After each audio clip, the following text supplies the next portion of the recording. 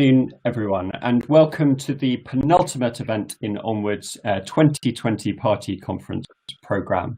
My name is Will Tanner. I am the director of the think tank Onward, a think tank whose mission is to renew the centre-right for the next generation by coming up with bold and practical new ideas and reaching out to new group people. And I am thrilled today to be introducing a discussion which is firmly about the next generation.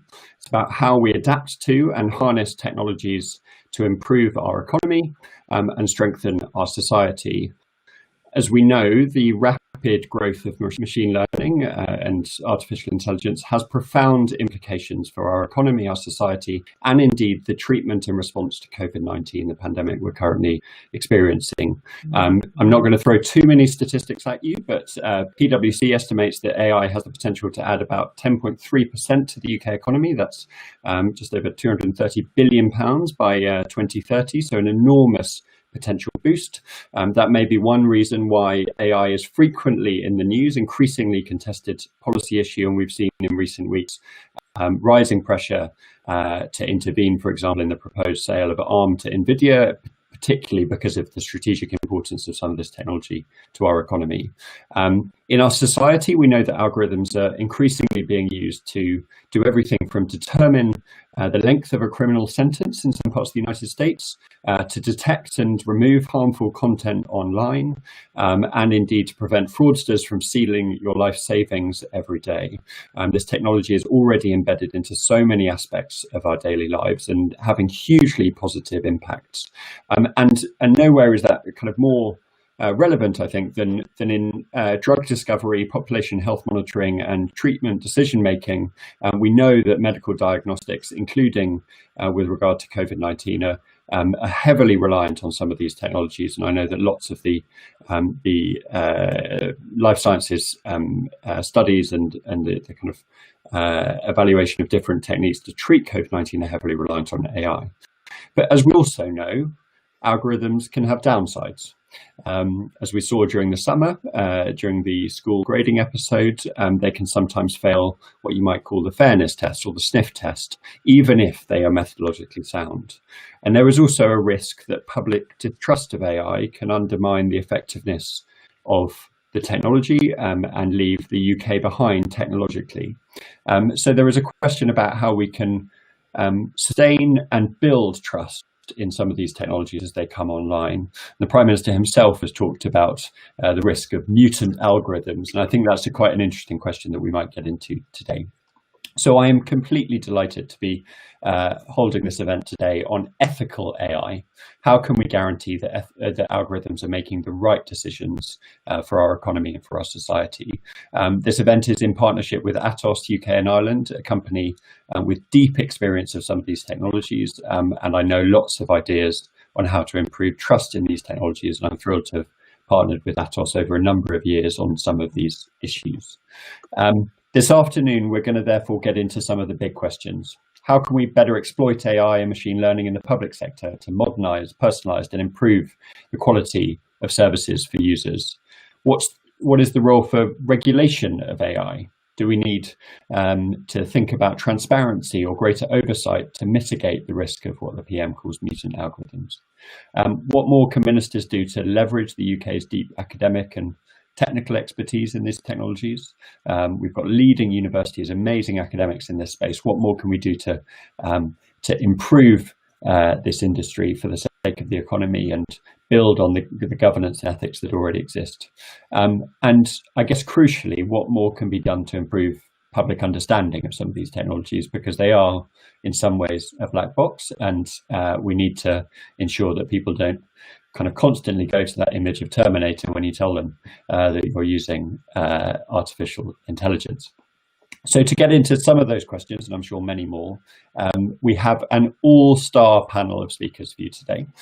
First, I am going to in a moment hand over to Matt Warman MP. Matt is the Minister for Digital Infrastructure, and he's been a minister in the responsible department, DCMS, since 2019.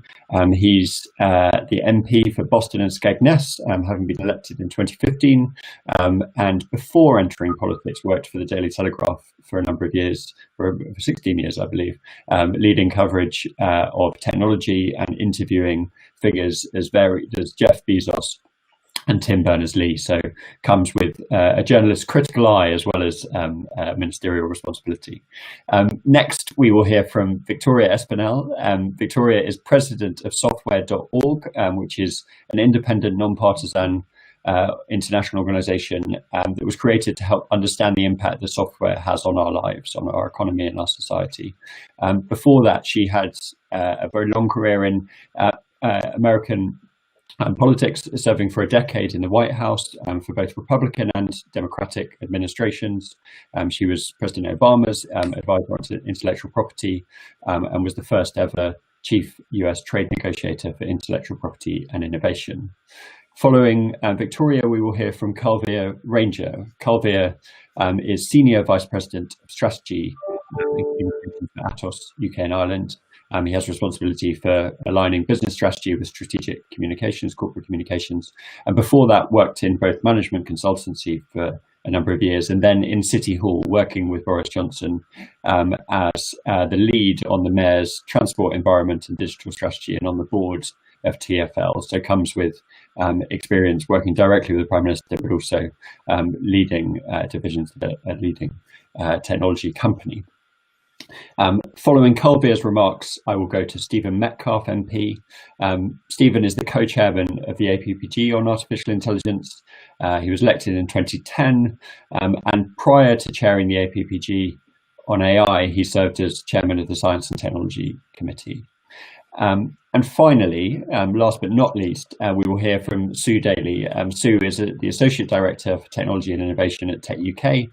She leads their work on cloud, data protection, data analytics, the AI, the Internet of Things, and various other exciting forward-looking briefs for Tech UK.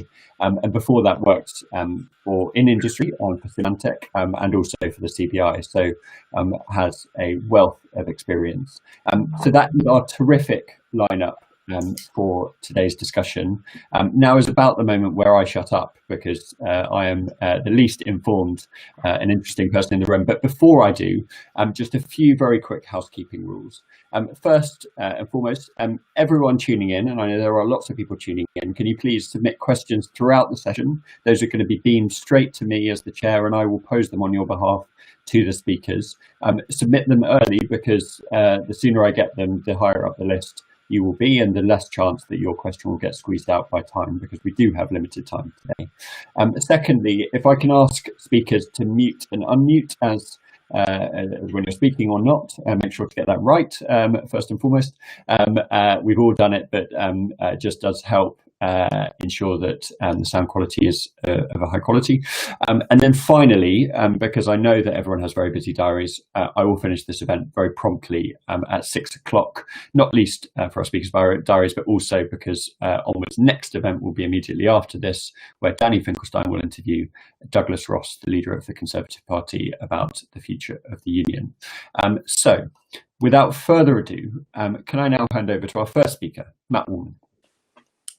Well, thank you, Will, and thank you for that very kind introduction and putting together a panel that I think looks really genuinely interesting. I'm not going to pretend I'm the most interesting bit of it, so I will not take up too much time. But I think there are three things to say, and there are three things that the government needs to focus on, and which we are already to a certain extent focusing on. And the first of those is a statement of the obvious, which is that done properly, then AI is a force for good in the world. That done properly, algorithms are a force for good in the world. And that's not to say that they are necessarily some sort of themselves something that does good, but in human hands they are a tool that we can shape to make make really positive effects. Historically, algorithms have done really positive things in our exam system, and we shouldn't allow what was clearly a deeply troubling set of circumstances this summer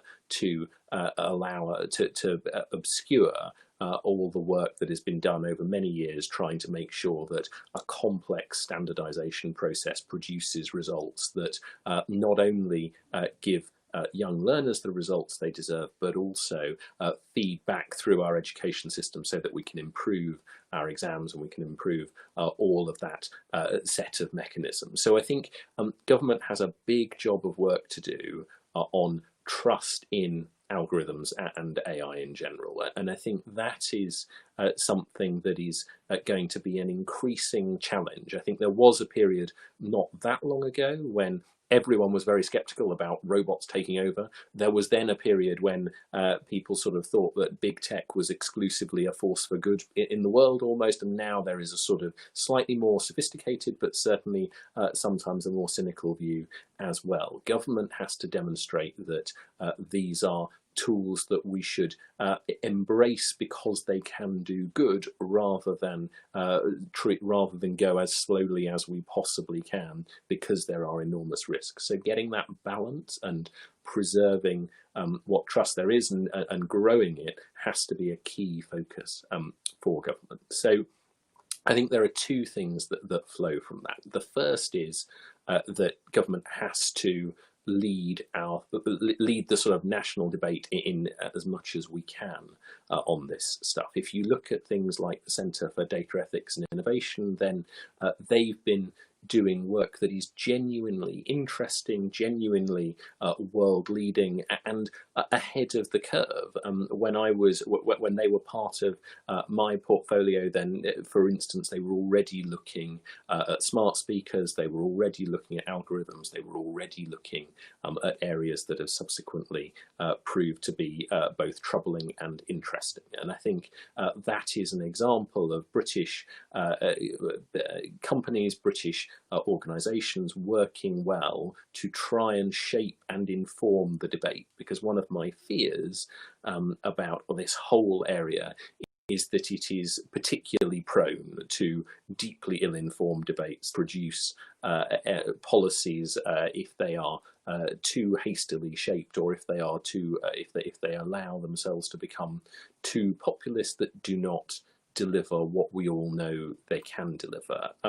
And that's why I think on that third point of how do we therefore do that, I think government also has a duty to lead the way in doing it as well as we possibly can. So whether that is in exams, whether that is in CCT surveillance, whether it is in the public sector use of AI, then government has to be both the best customer and also the best, by which I mean the most responsible, not the biggest, best customer, but also the genuinely leading in terms of what can be done and demonstrating that it can be done right. And so, for instance, when I was prior to the most recent reshuffle, one of the last things I did was sign off the rules for AI procurement in local government. It is not something that is going to grab headlines in the way that other things are. But what we have to do, I think, is make sure that the public sector's use of AI, which is going to, depending on your point of view, either benefit or creep in at almost every level, is sensibly regulated, that we don't end up with local government feeling that it has to reinvent the wheel in every council, when we have good examples of what can be done here.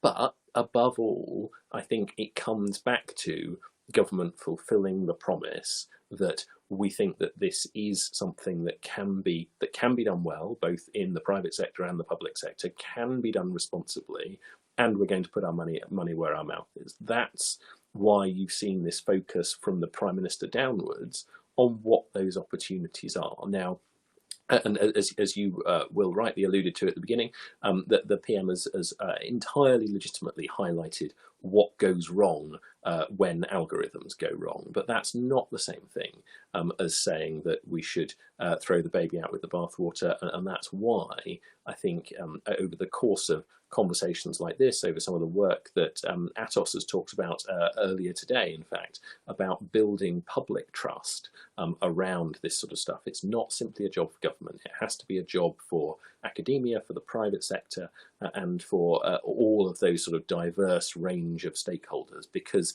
I think it's a statement of the obvious that Britain has a huge economic potential to lead the world in some of this, particularly with the work coming out of our great universities, and it will be going on elsewhere around the world. So we have an opportunity economically, but I also think we have a moral duty to seek to shape the debate, and we will only do that if we are as trusted as we possibly can be, and we clearly have some work to do on that, and the sector and the industry has some work to do on that. So I look forward to Colville's thoughts on that, and of course to the rest of the panel, because I think we all know to some extent what the problems are. What we've got to do is work out how we tackle them rapidly in a very fast moving debate.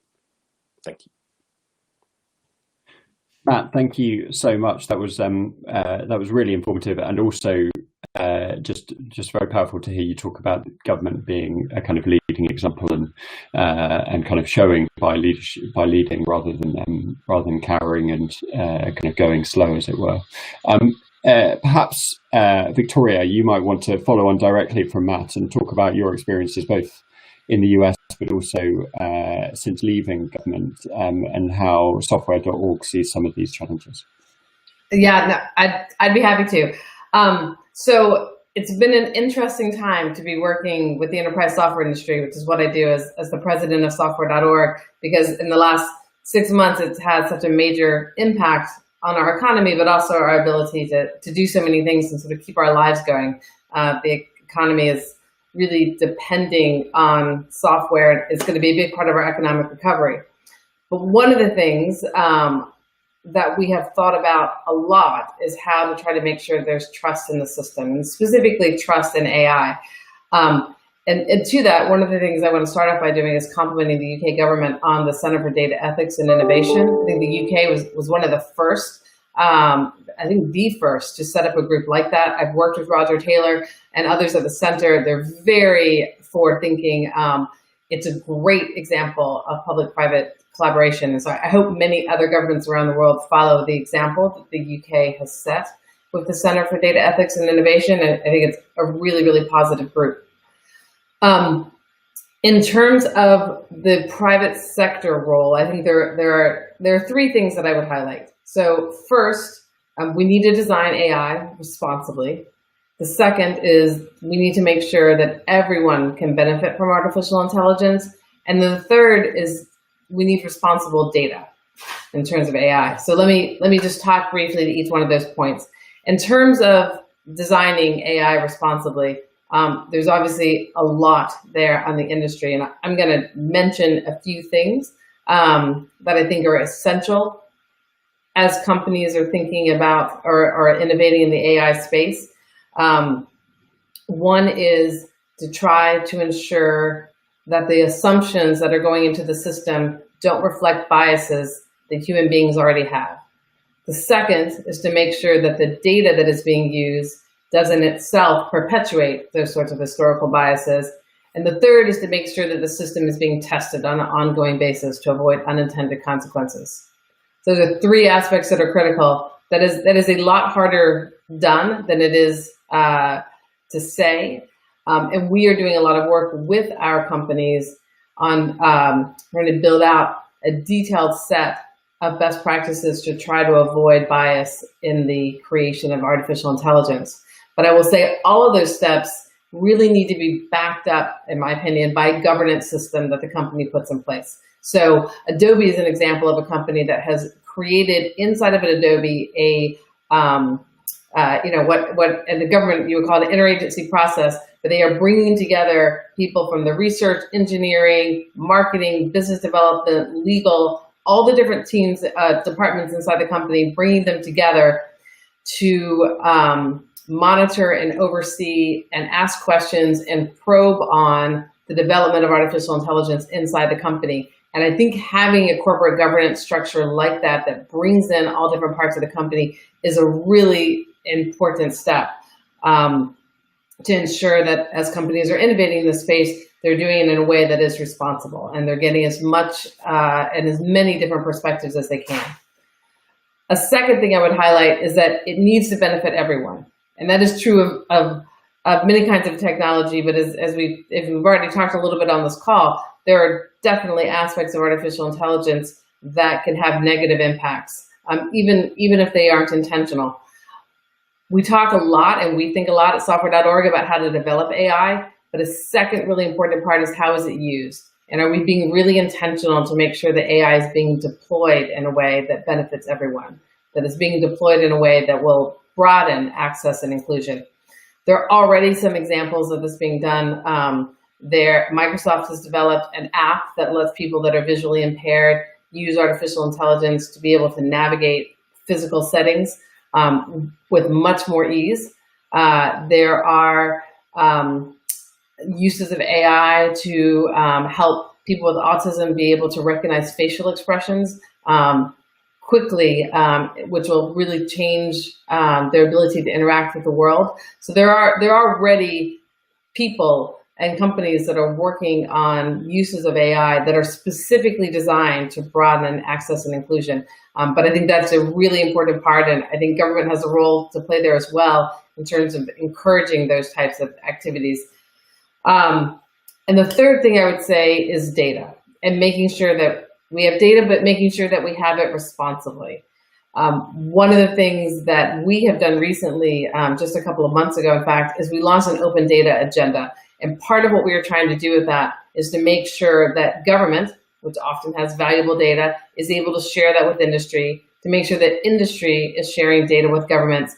And perhaps most importantly, and most kind of unusually, to make sure that industries are sharing data with each other. The purpose of the agenda is to try to facilitate and break down some of the barriers that have traditionally left data more siloed, so that we can have thoughtful and responsible mechanisms for trying to make sure that data is being shared across industries, across the world. That's important for medical research collaboration, but it's important for a lot of commercial enterprise applications as well. And we'd really like to try to break those silos down. So that's the goal of the open data agenda. I know that DCMS has recently put out a national data strategy, which I think is very much in line with that goal as well. So I will close by echoing what Matt said.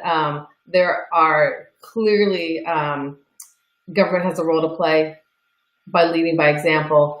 Obviously, there's a lot that the industry needs to focus on as well. We will do best when we are doing that together and collaboratively. And I want to thank you so much for inviting me to be here today. I'm really looking forward to the conversation. Thank you, Victoria. That was fantastic, and some really powerful thoughts in there.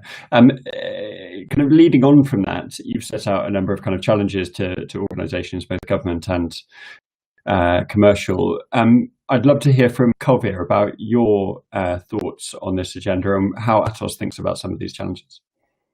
Yeah, thanks, Will, and thanks everyone who tuning in. Thank you, Minister, for your comments, and Victoria, great to hear from you. We didn't get a chance to say hello earlier, but really delighted you made this panel, and Stephen and Sue as well. I think, look, where I'd like to start is where Matt started with the question of trust. And trust is hard earned, as we all know, and easily lost.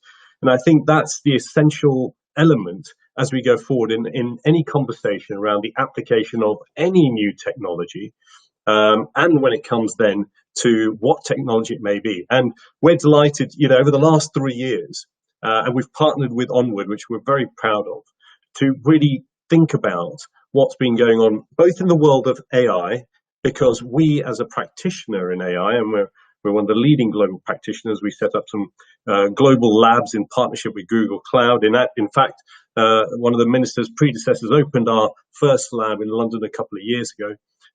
But also because we are number one in Europe and top 3 in the world in cybersecurity and various other technologies and applications. We sit at the heart of applying this technology. We see the potential, we see the outcomes, and to a certain degree, increasingly, and why I've been so passionate about this agenda, is we bear a responsibility. And we absolutely acknowledge that and look to shoulder that And I think that's why we also have the responsibility to take the conversation forward, to engage with key stakeholders, parliamentarians, people in the broader technology environment, people in broader society who are on the receiving end of what's happening around algorithms, their use of, their design of, the data that they're harvesting and utilizing. And I think it's fundamental that we start peeling back the onion on the understanding of the applications so that people can be more comfortable, gain confidence, and retain trust. But this is an ongoing and hard to do activity. And I think the key thing that I see as we talk about this, and it's great to hear Victoria talking about unintended consequences, because I always think of designing fast, but implementing slow when it comes to technology. And I base this on personal experience. Over the last almost 25 years in industry, I've been fortunate to work on a lot of technology programs and projects. But the one that always sticks with me for a variety of reasons is the Oyster card. I was delighted to spend a number of years in the development of that program and the implementation of that program. But it wasn't the technology that took a long time, although development of it did take time to get to the fore. But it was actually implementation. And when you take the real essence of what that Oyster card contactless technology, by the way, launched in 2003 now in London. I start to get dated each year that ticks by with it still being in use. But the implementation was a culture change, was a trust factor, was moving to things like e-money, moving to a completely different way of generating data and privacy questions about people's movement. And that all needed to be understood to a certain degree, but at least trusted by the London public as they started to use that. And that took a long time. Yes, it worked, which is always helpful. When things work, that's great, because you got a big tick and people can move on from there. But that doesn't alleviate any kind of scrutiny.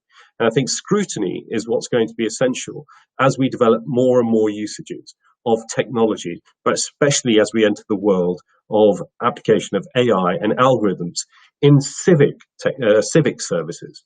And I think that's where it's now coming to the fore, because yes, we know that this kind of technology is prolific across a lot of things we do. Who hasn't had their music selection improved by Spotify, or utilizing Alexa, or we're being cross-sold on a sales platform, something that's always knows what we want because it's got data on us, and it's using algorithmic machinations to decide what to propose, which actions to take. But actually, as machine learning, as RPA, as we start to see greater integration of things deciding for us, there's the trust of not just who designed and who put together, but the organizations that are actually making these services and what they are doing with us. And then when that evolves government and the public sector, there's even more scrutiny and sometimes, yes, let's be honest, concern. But there is a question of partnering, and that's where small, medium, large businesses all will partner with the public sector. Because the other thing I'd like people, and I think people do understand, is that the public sector can't do this by themselves. The application of this technology does need to happen in collaboration with where innovation is happening, and that's generally in businesses, enterprise, globally, if we're going to stay ahead of where we want to be in a competitive environment, but also deliver the best services for society. So we've got the question of trust. We've got the question of where is it being applied, who's doing it, what are companies and the public sector doing. But actually the model here comes together in three ways, because I always believe, as with most good policy, and in fact, good product design, start with the consumer and start with the citizen and move on from there. And what we really do need to do is understand what's already happened around us. And I have spoken about this before, but the model that shows us that as individual citizens, we have created our own ecosystems. We have the platforms, which include things like Facebook, Twitter, our accounts on LinkedIn, and all our sort of shopping online. Those are our platforms that we use. We've bought our connectivity. We pay for broadband. We pay for Wi-Fi. We pay to connect. And we also have our devices. We have our hardware, our laptops, our tablets, our phones. I'm surrounded by them here in this room. The books are fake. It's all the technology in front of me that's really doing everything. So technology, connectivity, and platforms, we have them as individuals. These are our personal ecosystems. Now what's happened, and it's been turbocharged through the pandemic, is that the civic ecosystem is trying to mesh with our ecosystem to help us, to engage with us, to protect us. Apps, data, technology, it's all trying to come together in there. But what's already been there has been the corporate, our business ecosystem, but that's now pushing in as well. So we've got the civic, we've got the corporate, and we've got the citizen ecosystems all coming together. And that's where data is being developed. That's where trust must be there as these things interlock, that people are secure in what they're going to be doing, and the decisions that the technology, whether it be algorithms or whether it be AI, that it's being made there, people can rely on. Because right now, we are turbocharging that integration predominantly because of what the pandemic is forcing people to do. And what we do need to do is examine closely that this very period of time when we are taking the opportunity to really move forward with the digital world into an ever-increasing digital society, we ensure, and I think Victoria mentioned this, that the governance of this model is correct, that we understand that model and we are looking at the right players and actors and ensuring they are linking together in the right way and they are acting responsibly in how they engage, and then the outcomes that are being delivered. I think we have a complicated discussion to have with the public about this, because this is about making sure people understand that they feel comfortable about what's happening to them. Because, and I come back to the question of the Oyster card, even though we knew the future, we could tell that e-money, contactless technology would effectively mean we'd be heading and are soon to be more of a cashless society. We also knew people value and are attached to hard money, to currency, and are attached to the way things are done and that they understand the way things are done. And to take society with us, we have to go on a very long journey of education. And I think it starts by explaining back to them where they are in those models and then saying, this is where we're going. So for me, it really is a question of, as we enter this world, and I know the Conservative Party is talking about building back better. I think we're going to be building back a digital society for the future. But let's take everybody forward with us by explaining the models and the decisions that are being made as best we can. And we, as a corporate and Atos, do take that responsibility very seriously. Kavya, thank you so much. There was so much in there, both about what you're doing at Atos, but also your historical experience rolling out some of these big technology programs and trying to take the public with you. And I think the Oyster card is a fantastic example for us to potentially draw on in the Q&A. I will now turn, I think, to Stephen Metcalf, if that's all right. So, Stephen, I'd love to hear your view and some of the work that you're doing with the APPG. Thank you very much indeed, Will, and thanks for inviting me to do this. So about 4 years ago, after a Tech UK dinner, myself and a colleague from the Lords, Tim Clement Jones, thought it might be quite interesting to set up an all-party parliamentary group looking at artificial intelligence. And the reason for that was at the time, phrases were being bandied around Parliament, such as machine learning, neural nets, deep learning, AI algorithms, data. But in reality, what did any of this mean? And what was the impact going to be? And so we established the group to explore those themes, and particularly with a view to the impact it might have on, in my case, constituents, but citizenry, and how we could improve public engagement with this.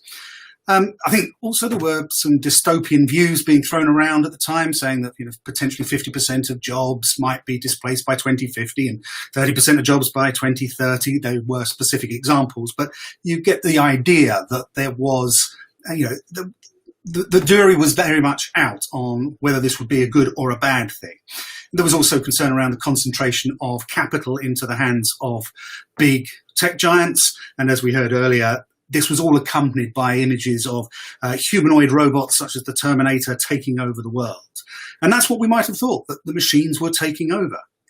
But 4 years on, well, they are, but not in the way we think they are. So I think rather than AI and automation replacing people in the system, it's augmenting their work life.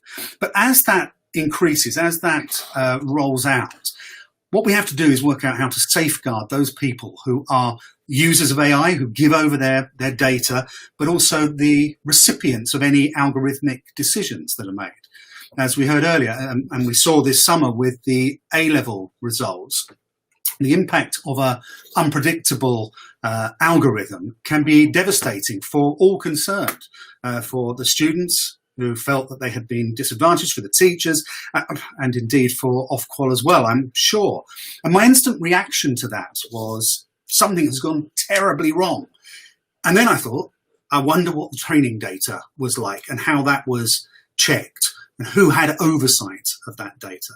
And I think that is the first building block. And I mean, I'm sure if someone's playing data bingo out there, you will know that data is going to be one of the things that's mentioned many times. It's one of the building blocks to ensuring that AI is developed using fair, unbiased, representative and appropriate data, and that data is appropriate to the AI you are trying to design and what you want it to come up with. Data has often been described as the fuel for the fourth industrial revolution, because if that data isn't fair, you're going to get perverse results. And bias is something that we have looked at as an APPG, I think probably across the whole 4 years. And the first point I would make is that people are also biased. It may be unconscious bias, but let's not try and create the perfect system. Let's not the perfect be the enemy of the good, as has been said.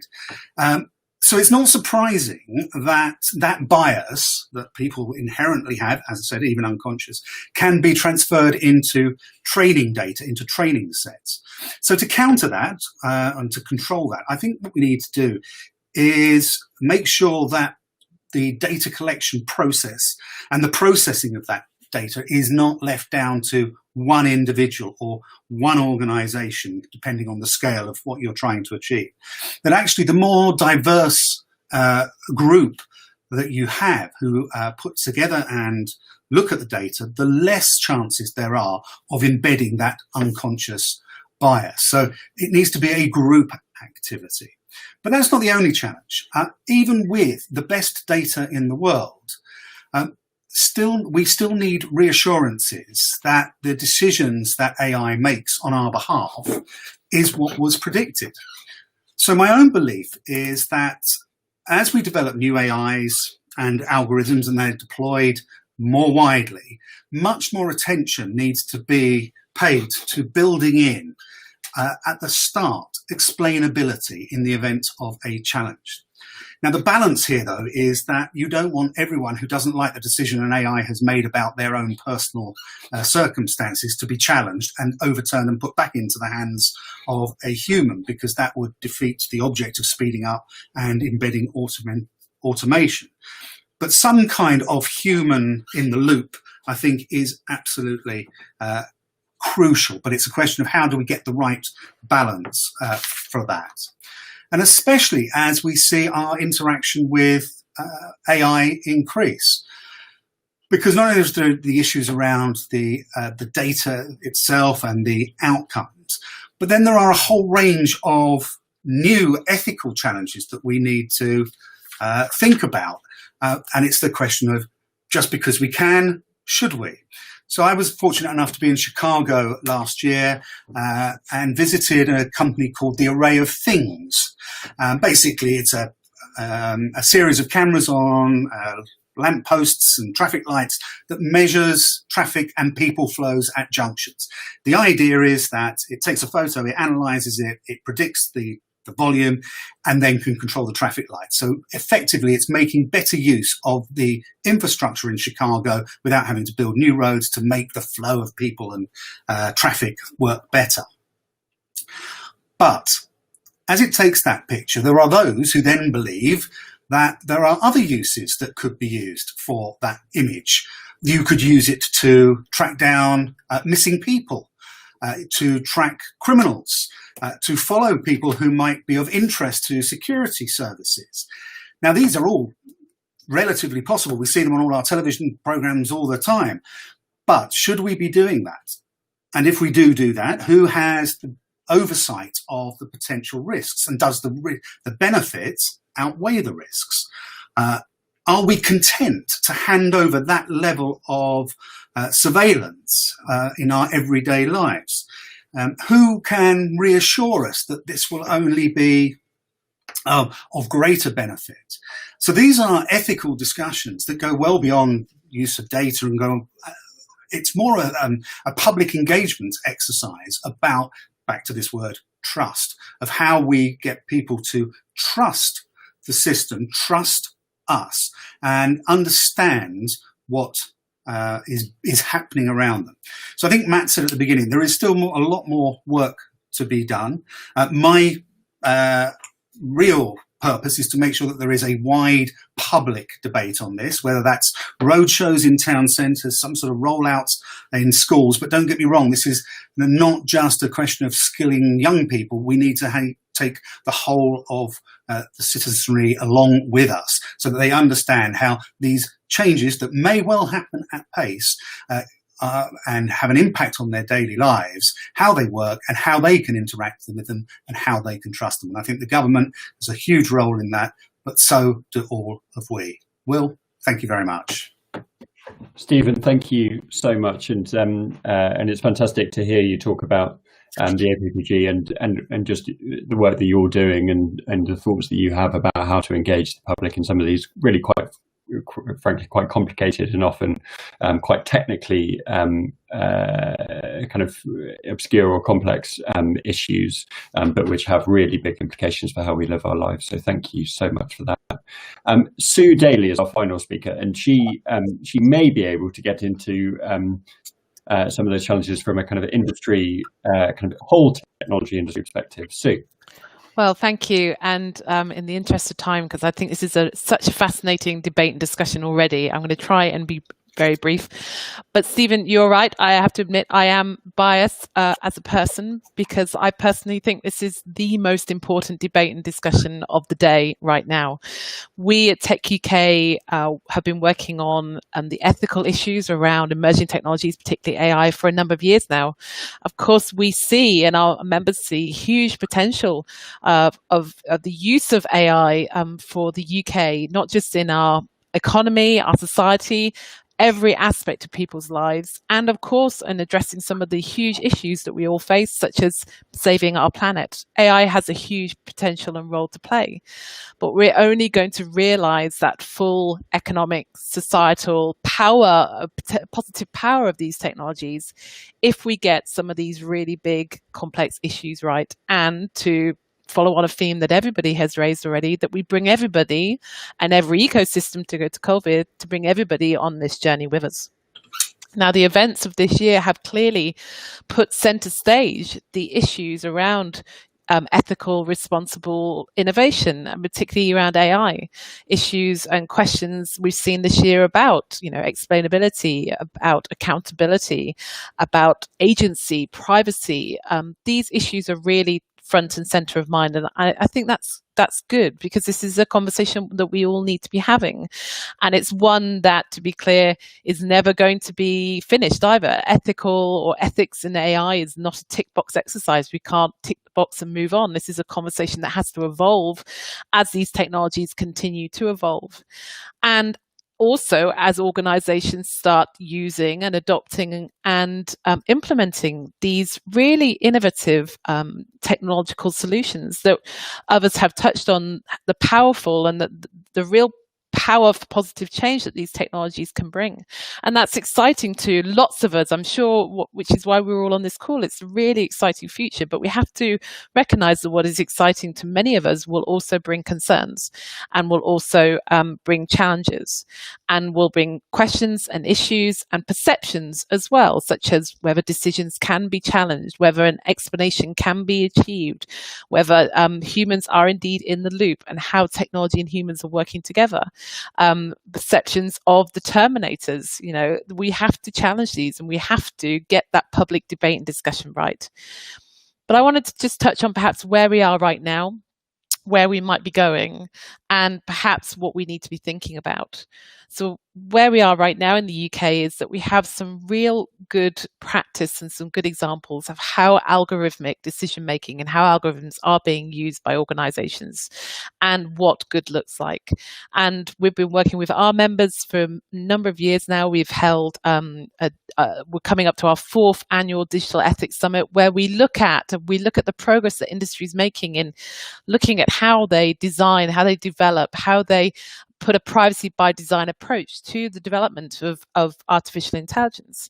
And some of the common factors we're seeing, is that starting from what is the intention, what is the aim, what is the objective that is trying to be achieved, rather than just looking at, is an algorithm the answer? It may not be the tool that you need, but what is the right tool for the right job?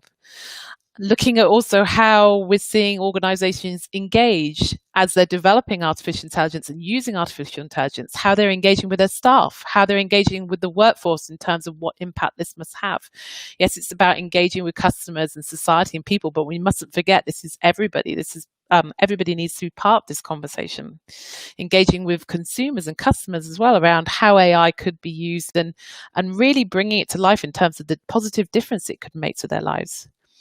We're also seeing, I think the UK is in a good position right now, that we have a number of tools, a number of tools that industry and organizations can use to help them, not just from an industry point of view, and Victoria's mentioned a few of those.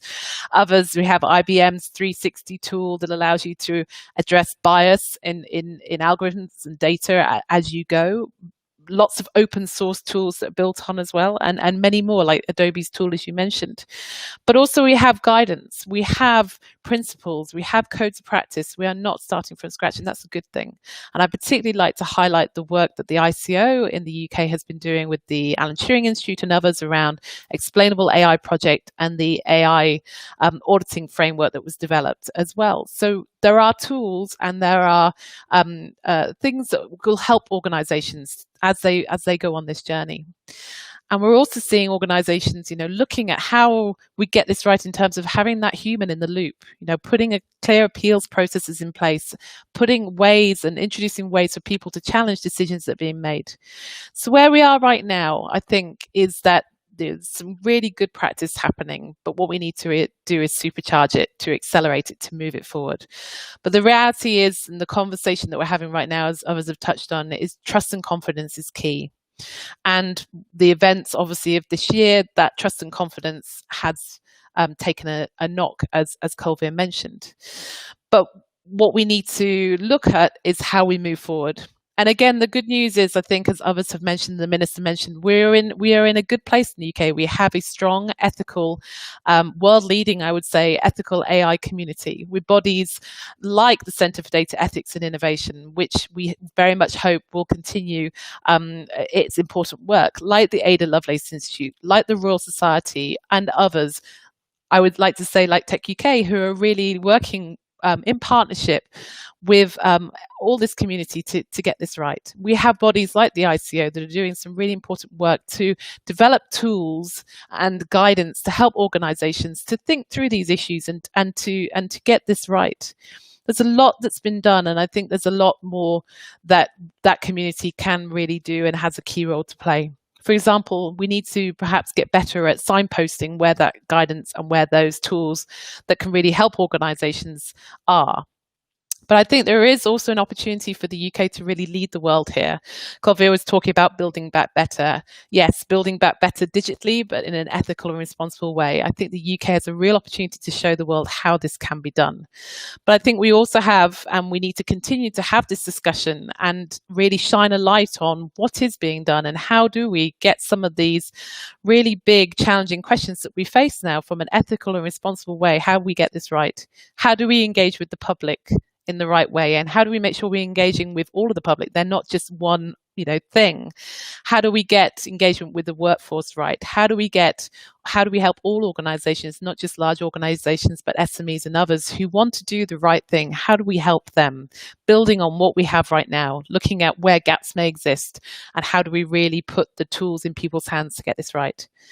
And this will be the debate and discussion that we will continue at Tech UK, and we will continue having, particularly at our ethical digital ethics summit that this year is on the 9th and 10th of December, where we will be looking at where have we got to with this debate? How much progress have we made?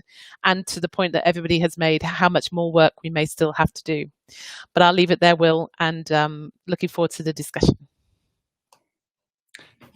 Thank you very much, Sue. Lots in there, and a really fantastic way to round off our panel as well, touching on lots of the themes that others had raised, but bringing it together into a really coherent vision of where we are and potentially where we need to get to. So we've had lots of questions through, so I'm going to dive straight into them. And a number of them touch on things you've talked about, but I think it is still worth repeating them. So we have had two questions which refer to the kind of assurance and auditing of algorithms and the kind of level of accountability that we have with algorithmic decision making. Sorry, I'm kind of mincing my words. If I could ask, so Donna Gavin asked it most directly: do you foresee a time of algorithmic auditing? If I could go straight to Matt Warman on that, is there a case for auditing of these formula? So I think the answer is yes, no, predictably. Inevitably, it depends on what an algorithm is doing, who's asking it to be done, and how wide-ranging it is as to what sort of transparency we should be requiring. I think where we talk about the really big ticket items that have attracted huge amounts of attention, whether that is surveillance at some point in the future with CCTV, there's obviously got some attention already, whether it's exams, whether it's sentencing, all of that sort of stuff. Of course, not only would you sort of ethically want as much transparency as possible, but it's the only way you're ever going to maintain trust and confidence in the system. I think there is a different question to ask around the algorithms that are used by big commercial organisations like Facebook and Twitter and all that, and in the online harms work that the government has been doing, which is not my brief but used to be, then obviously what we're going to be asking for in some aspects is for Ofcom to have a degree of visibility into what companies do, just in the same way they have a degree of visibility in other regulated sectors like BT and the infrastructure sector. So I think it has to be horses for courses, but I would sort of overlay on top of that, if I were Facebook or Google or whatever, I would continue down the path that they've begun, which is to say that transparency is often in their interests as well. And I think certainly those of us in Parliament would very often like to see a lot more transparency, but there is an acknowledgement of the principle that transparency is a good starting point if you want to allay public concerns. So I would sort of hedge my bet slightly in a terribly politician kind of way of saying it's horses for courses, but I do think that seems like it's obviously and sensibly the right answer. It's just we will inevitably have decades of arguments over precisely which horse should be on which course. That's a very, very good way of putting it. Stephen, could I perhaps come to you next? What's your view on auditing and greater levels of assurance? You're on mute. Sorry, I just muted myself as I'd already taken myself off. Sorry. I mean, it's one of those big questions that we have looked at both as a Science and Technology Committee and as the all-party group, is how do you build in a level of explainability, predictability that can be tested when a decision is made without making the whole thing unmanageable. And I think that the starting point is, again, potentially when designing an algorithm, do it to a set of standards. And I think we are well placed in the UK to come up with what those standards potentially should look like, because the British Standards Institute, I think, are looking at how they can lead this work. And particularly then, again, back to my point around ensuring that the data is as fair, appropriate as possible. And if you have those two things to start with, then you've got the good basis and for predictability and explainability. Then build into your algorithm as you do it some way of reporting back. And I think that you might get to a system where yes, there will still be the ability to challenge, but as long as the algorithm is operating in the way you thought it should and it designed it to, then that challenge should not be too onerous. Transparency, of course, is an important aspect of this, but what we learn from these issues is that the machine learns in ways that we don't necessarily understand. What we need to look at is the output and the input, and if they match, then it's learning right. If they don't, it's learning wrong and can be tweaked. But that's the challenge with getting it to. It's not completely. It's not a decision tree inside. It's learning how to make these decisions. Thank you. I'm going to come quickly to Victoria, then Culvia, then Sue, and then in the interest of time, I'm going to start firing questions deliberately at specific people to answer. But just on this question of greater levels of accountability and assurance and auditing, I think it is a kind of universal question, which is still something we haven't yet kind of agreed standard for. So it's useful having different perspectives. So Victoria, can I come to you next? Sure. Well, I mean, I think it's absolutely critical for the reasons that have already been said. We need to make sure there's trust. We need to make sure that technology is being used in ways that are appropriate. I think there's obviously, like, the principal responsibility falls on the companies in the sense that they are the ones that are developing the technology. But I do think that government has an important role in holding companies to account, and also being clear about what are the best societal outcomes. So I think one thing that is not helpful, and I've not heard anyone say that on this call, is for a while there was this talk of handing algorithms over to regulators so they could examine them, and that is just technologically not feasible and not really practical, because an algorithm as it exists today will be different 2 weeks from now, 3 months from now, 6 months from now. So you can have ongoing. It will be obsolete in OBE. And also regulators, and I say this, as someone who spent most of my career in public service, that is not, I think, the most appropriate use. That's not really the forte of most public policy regulators. So I think that idea, while I completely understand the impulse from whence it comes, is not the best way forward. However, I think the role of government is to say, okay, well, these are the outcomes that we think are acceptable or unacceptable. So the technology needs to either be consistent with these or not, and that is what we will hold you to account to. I'll say one more thing on this. The challenge there is that different societies or different countries are going to have different views of what appropriate outcomes are or not. That is already the case, and so that can put companies, that creates tensions where different governments have very different ideas about what is acceptable and what is not. I think what I would encourage there is where there are governments that share cultures and values to be working together, so there's at least some consistency about what the right outcomes and approaches are among some number of governments, knowing that will never be universal, but having as strong and consistent a block as possible, I think, is really important. Thank you very much. Culvia. Yeah, look, having spent my career both in the public sector and the private sector and seen the challenge of the two working together, it's a question of where that transparency comes through procurement sometimes. As the public sector seeks to procure, it looks for transparency so it can reassure the general public about what it's getting from an organization. So what we're talking about here now is a very complex question about, well, when that technology is hard to put a box around, understand it, explain it. And as Victoria says, and everyone agrees, it'd be hard for regulators to regulate algorithms. Let's be honest, it is the outcomes they'll be seeking to understand. But I think what we're looking at here really, and it's sort of the approach most businesses are taking, say, to sustainability. So for the first time this year, we didn't put out just a financial annual report. We published an integrated report, our very sexy title for it. But what that actually meant was it had financials in it, but it also told the story in very specific ways about the things that we were doing around sustainability and our environmental agenda, and what we were actually doing around CO2 and carbon decarbonisation across our business in numbers.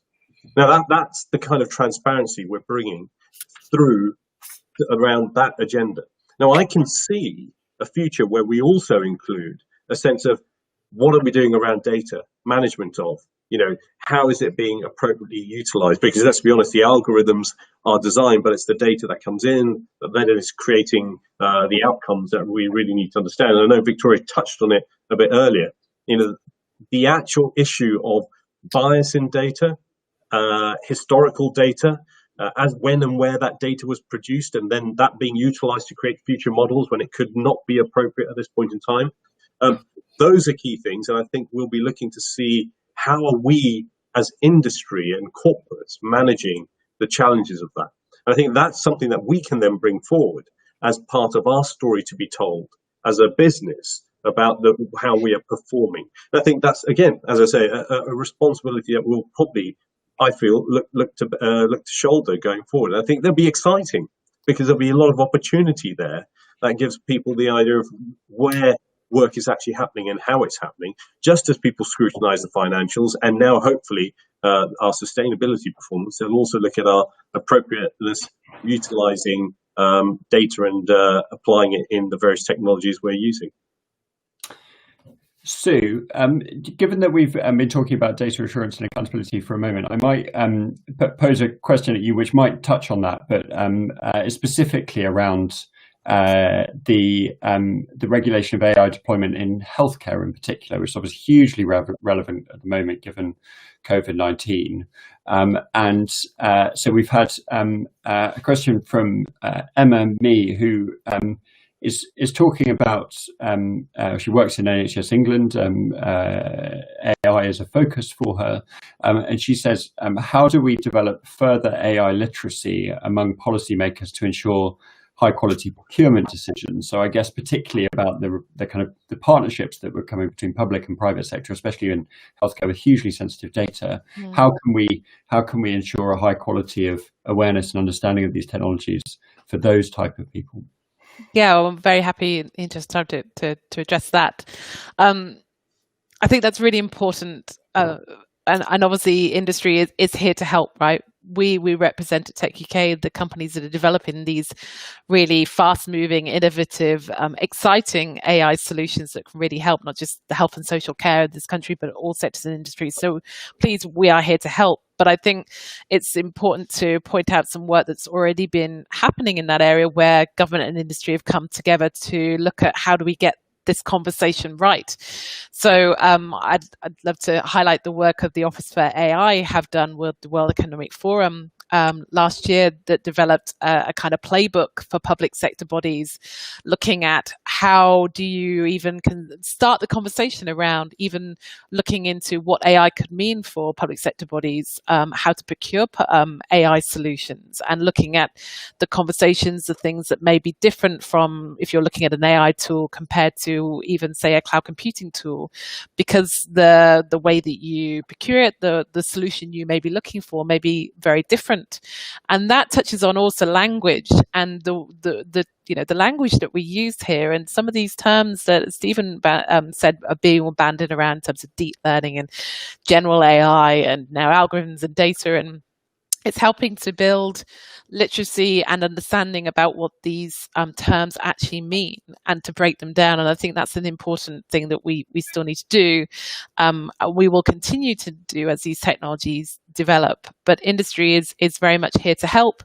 And I think one of the things that helps is to bring to life the examples, case studies where these technologies have or are really making a difference, perhaps not even in healthcare, and then how those same benefits and impact could be applied in the health and social care area, for example, where there is huge potential.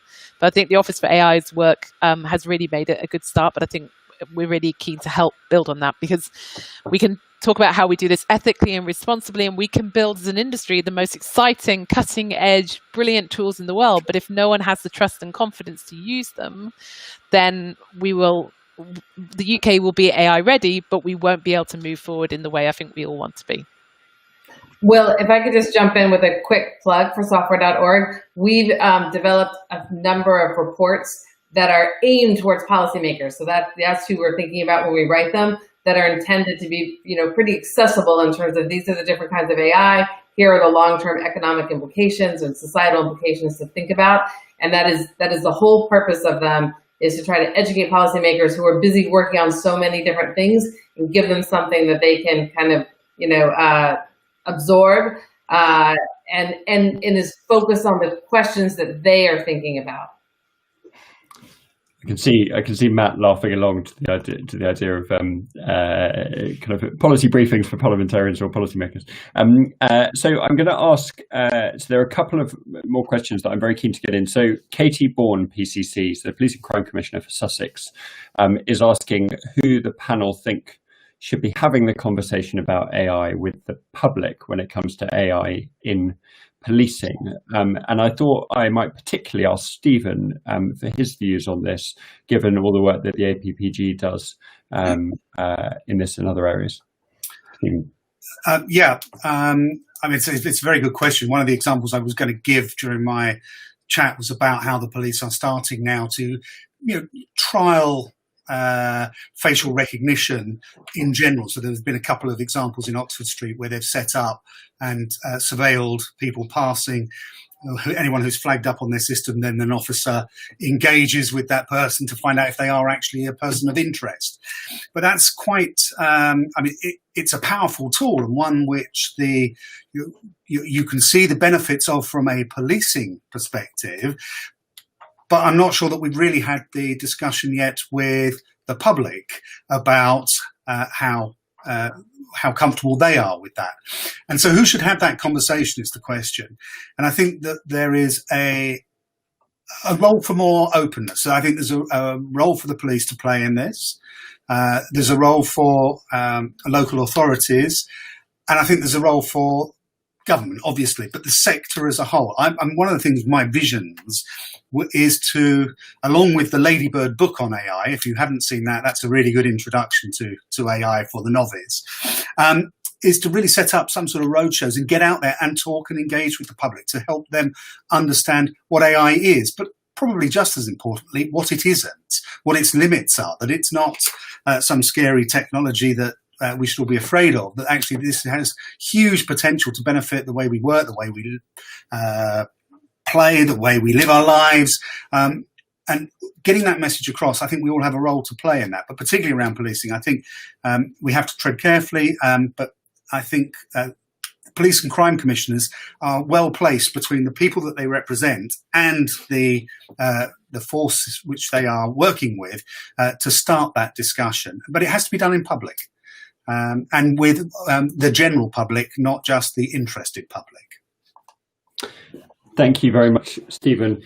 I'm now going to bring in a question from Scott Colburn, which may well be our final question. I'm going to pose it directly to Matt and Victoria, but if others would like to come in on it, please do let me know. Which is just a highly relevant question given where we are. What impact could AI and its misuse have on future elections? So I'd love to, I don't know if Matt, in your previous role or indeed in your current role, whether or not you've done any thinking about this, but maybe I could come to you first and then ask Victoria, given her work in the White House, she may have a view as well. Well, so in my previous role, I was responsible for misinformation and also its interaction with online harms. I think in terms of an impact on the election, people sort of don't really think in the UK, at least, of rigged elections, because our paper-based system, for all its many faults, is very, very hard to hack. What is, of course, a different conversation is to what extent does misinformation, very much of it obviously based on AI, can change the minds of voters, and how do we try and tackle that? I think the answer is we don't know what the in very many cases what the sort of tangible, sort of quantitative impact is, but we know there is a massive qualitative impact. For me, that's not so much about how many people's minds is it changing one way or another. It's about how much is it sort of catastrophically damaging the quality of the debate. And I think we know we can do a whole lot better on that. We know that that's a very important part of the various conversations that are primarily led by Cabinet Office, but obviously DCMS has a role as well. I think the direct answer to the question is any impact is too much impact, and so we need to be doing better on that. But what that precisely looks like is a game of sort of cat and mouse with what we shouldn't necessarily think of as the good guys and the bad guys, but you've got to start somewhere. Thank you very much, Matt. Victoria, did you want to come in on this? So I'll say a couple of things. You know, I think as Matt said, I think the issue is voters having their views altered by things that are untrue, or and so I would say a couple of things. I think one is, this is it's sort of an exacerbated. Well, I'll start by saying one of the issues is accounts that are not identified, accounts that are not accountable, and I think that is a technology issue that needs to be addressed. And I think government has a role to play, perhaps there, in encouraging as well. But I think that is one of the solutions to this has been to give voters more information. So if there's information that comes out that seems suspect, to give them information that suggests that it is. I think that's important. I think there may be additional things to do around, identifying accounts and making accounts accountable. So that's the first thing I wanted to say. The second thing is, it is an exaggerated and unfortunately intentionally altered, which is really the issue. Exaggerated version of the fact that people often want to hear what they want to hear, and they want to hear things that confirm their biases. So kind of at bottom, I think the question is there anything, is there any larger societal things that we can do to try to bring people out of their echo chambers and have people, listening and willing to listen to ideas that they don't agree with? And that goes far beyond kind of the specific criticisms of social media that come up from time to time. And that, I think, is really the underlying issue to tackle. Thank you very much. We are 1 minute away from the finish. So, Colvia, just as the supporter of the event, I just wondered if you wanted to very quickly just say any final remarks. Well, firstly, thank everyone on the panel. Great conversation, and it's really critical. I think Sue said that this is the question. The technology will continue to evolve, will continue to be used, but how do we take people with us? Just on the fact of, as with last topic of safety, security, reassuring, protecting. Big shameless plug: we are the #1 company in Europe for cybersecurity and #3 in the world. Why? We protect things like the Olympic Games, the BBC, hospitals. When people are attacking these institutions through their systems, through users, through data, we are looking and seeing what's going on. We have a lot of intelligence about what people are doing, actually, and where it's coming from as well. But I think we'll have to work together here. It's industry working with parliamentarians, working with key stakeholders to create the right mechanisms that actually provide the protection for these systems, for the users, and the appropriateness of where data ends up. Because it's that fuel that actually sometimes leads to the sort of the fake world that we're looking at as much as the benefits it can deliver through the application in AI and algorithms. So a lot for us all to do together, I'd say. Thank you very much, Colbert. And what a note to end on. That's a very powerful kind of call for collaboration and a kind of desire to work together to fix some of these issues. And I actually think this session has been extraordinarily positive, kind of a glass half full session where we've not dwelled too much on some of the problems, but actually talked about some of the solutions and the ways in which we can build trust and take people with us, as you just said, Colbert. So thank you so much. There were lots and lots of takeaways for me. One of the really big takeaways for me was actually just how important the institutional framework is in this. There was lots of praise for some of the systems and institutions that we have built here in the UK, and I hope that over the next few years we can continue that that effort, because it really does feel like we have built a kind of world-leading ecosystem around AI that will stand us in good stead as these technologies evolve.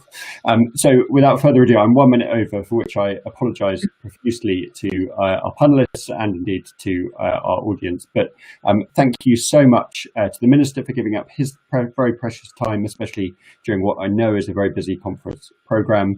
Thank you to Stephen, thank you to Victoria, thank you to Sue, and a special thanks to Colbert and Atos for helping us, not just through your remarkable contribution, Colbert, but also your support and partnering with Onward on this event, without which we wouldn't have been able to put it on. So thank you all for giving up your time. I look forward to engaging with you all in the future, and thank you for tuning in at home. Have a very good evening. Speak soon. Thanks, Will. Bye-bye.